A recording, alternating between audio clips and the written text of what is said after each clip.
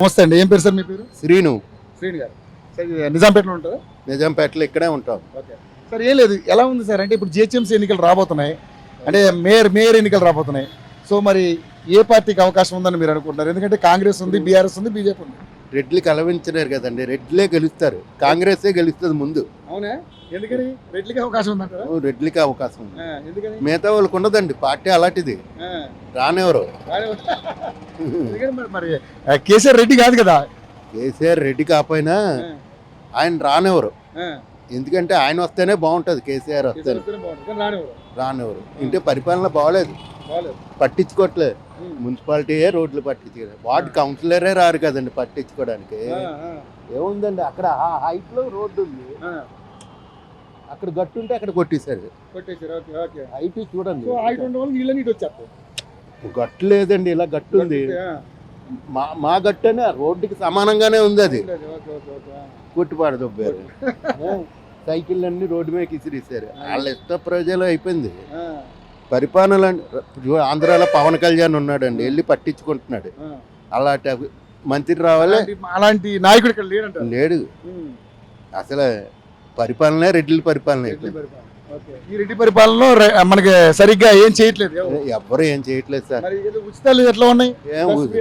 అవి ఎందుకండి, హాస్పిటల్కి ఉచితం ఇవ్వనండి. చదువులు అంటున్నారు, అక్కడ గవర్నమెంట్ స్కూల్ ఉంది, టీచర్ బట్టలు కుట్టిస్తాను అంటున్నారు. పిల్లలు వెళ్ళే లోపలికి తల్లిదండ్రులు పిలిచి అప్పు చేసి కొనలేవా బట్టలకి అని అడుగుతున్నారు. అప్పు చేస్తే గవర్నమెంట్ స్కూల్లో ఎందుకు చదివిస్తారండి? సరే, ఎంత మంచి పాయింట్ మాట్లాడారు మీరు.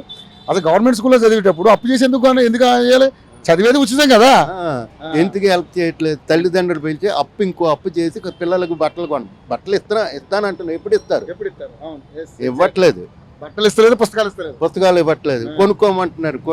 వీళ్ళ దగ్గర డబ్బులు ఎక్కడి? మొగుడు పిల్లలు కష్టపడితే 14,000 వస్తుంది. ప్రభుత్వం దగ్గర కూడా డబ్బులు లేవంటున్నారు సార్. కేసీఆర్ చేసిన అప్పులకే మేము వడ్డీలు కడతాం. కేసీఆర్ ఎక్కడ చేశారు?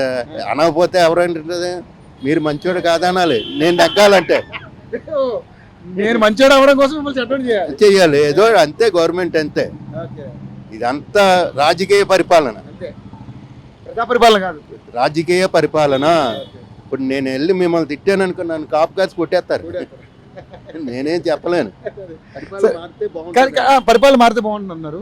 మరి బీజేపీ కూడా ఉంది కదా, బీజేపీ కూడా అవకాశం రాదు సార్. కేసీఆర్ వస్తే బాగుంటుందండి. అంతే, ఫిక్స్ అయిపోయారు మీరు. అంతే.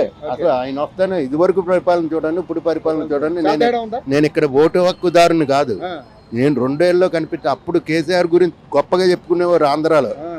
ఇప్పుడు ఇక్కడికి వచ్చే లోపలికి నేను పరిపాలన బాగలేదు అనుకున్నాను. రేవంత్ రెడ్డి పరిపాలన బాగలేదు.